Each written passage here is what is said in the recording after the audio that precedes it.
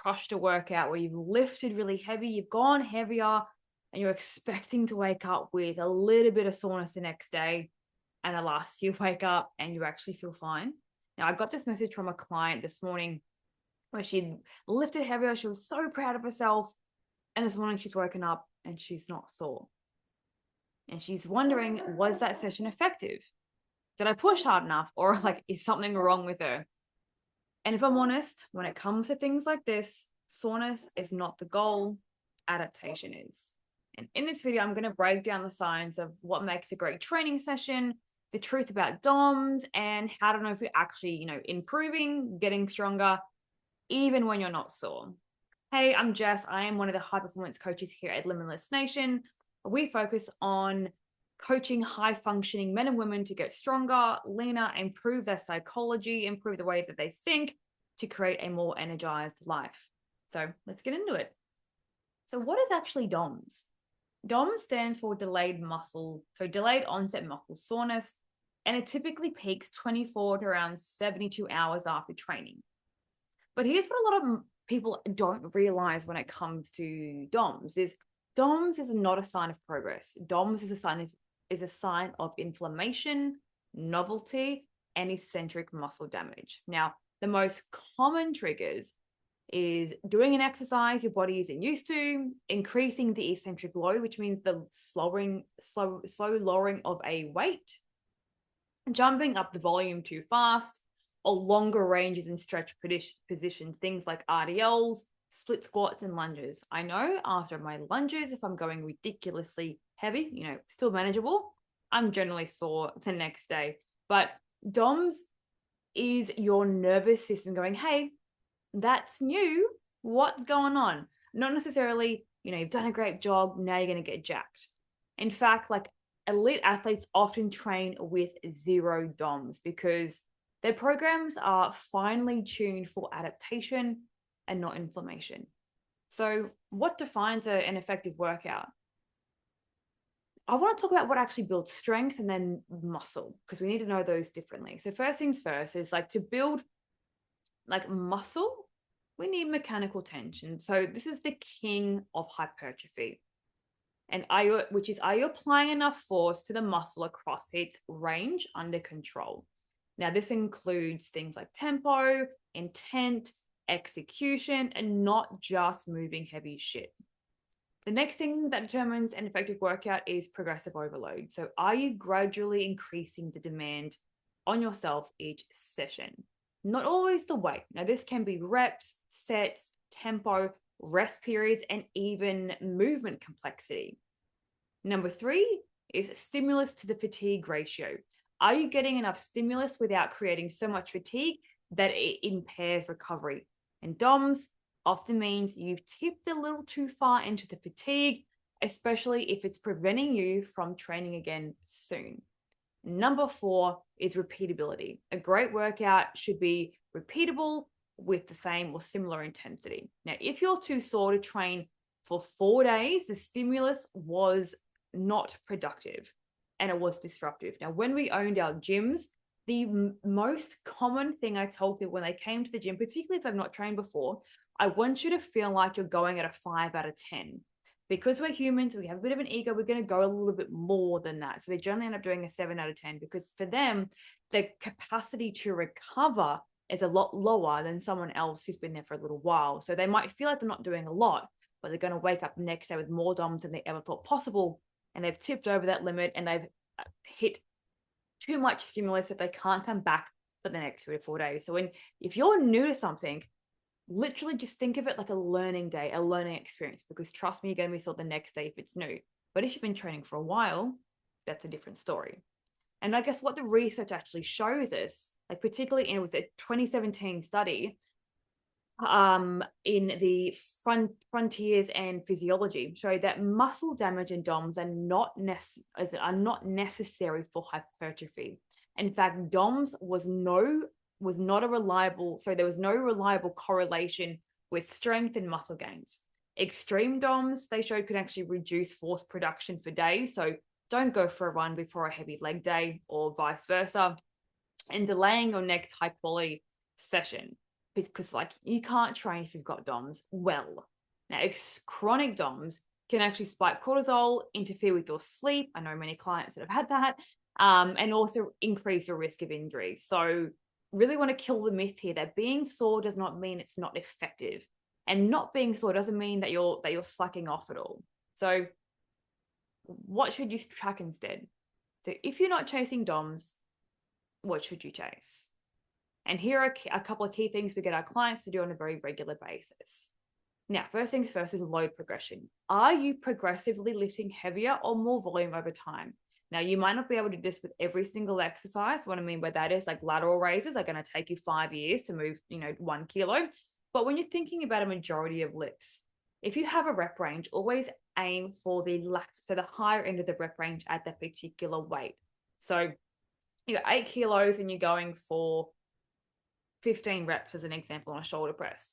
You hit that, and then the next week you come back, okay, sweet, I did 3 sets at this weight. I'm going to try 16 kilos or whatever, 9 kilos. And then you see how you go. You might only reach 8 reps, and that's okay, but you've progressed that load there. So there's one form of what we should track instead is load progression. Another thing is reps in reserve or rate of perceived exertion. So RIR and RPE. Now, this means, are you pushing close enough to failure while maintaining form? Now, a lot of people get this wrong. A lot of new people as well will think that a hard training session should feel like a cardio session when you're comparing weights and cardio. This feels very different. I will leave the gym with a RPE or an effort, 9 out of 10 effort, but I will still be able to walk out of that gym because I have gone to close proximity to failure, which means I couldn't do any more reps and truly couldn't do any more reps whilst maintaining good form. But I'm not going to feel sweaty and huffy and puffy. So when you're thinking about weights and exertion and level of exertion, we want to track how many more reps could we have done if we were to continue on. And generally, for the skilled lifters, it should be between the 1 and the 2 rep ranges. If you're new, generally 3 reps, which means and test it, see how many more reps you could get at that weight to find out, okay, this weight here, if I were to do 13 reps, then I'm maxing out. So at 10 reps, I'm doing like a 7 out of 10 effort, which is perfect. Another thing to look for is movement quality. Probably the highest priority for myself, particularly when I'm coaching anyone, is movement quality. So are you nailing your tempo? So a true tempo. So if it's a 3-second eccentric, 3, 2, 1, not 3, 2, 1. How are you controlling that movement? Is your range well? In a leg press, are you just doing a half rep, or a squat, a half rep? Or are you going to the range your body allows you to? And symmetry under fatigue. So are we, equal across both limbs? We'll never be equal, but we can try and get close there. Another thing we want to look for and to track if we've had a good session is recovery indicators. So if you track things like HRV, your mood, do you feel really, really good or fucked after it? Libido, do you all of a sudden not have a sex drive because you've been exerting yourself too much? Is any disturbances in your sleep? Do you have good energy? So digestive good? Your nervous system will tell you if training is helping or hurting. And lastly, frequency and consistency. So are you able to train with intensity multiple times per week without breaking down? Now, I truly believe that the group fitness settings don't get this right because people want to feel like they're working out. So they focus on intensity multiple times in the week. And unfortunately, what happens here is we damage too much muscle, which means you're not going to recover enough, well enough, and not grow enough muscle mass. You're going to injure yourself because generally when we're training like this, there is going to be injuries because of movement pattern inefficiency, and the form is going to be breaking down from there. So a true, like a real performance is something that you can do multiple times per week well, and not just damaging for the sake of feeling sore or fucked. Now, I guess for many, more so, and men as well, men and women, we all tie soreness to proof. Oh yeah, my legs are so sore, I feel so good. And I only get this feeling each time I start a new training phase because of all of the reasons I've just listed before.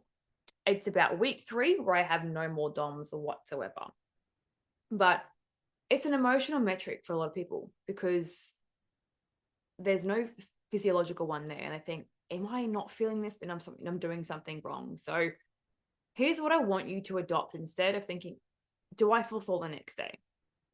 No soreness equals my recovery is working, my body is adapting, and I'm progressing. So if you're increasing weight, you've done more reps, you felt like you trained harder, then we look at that, not necessarily always soreness and tightness. Now, yes, if you never, ever, ever feel sore and you're not doing all the things to help progress your workout, I'd probably start trying all the things to progress your workout, and then you'll start to feel a bit sore and truly think, am I actually training hard enough?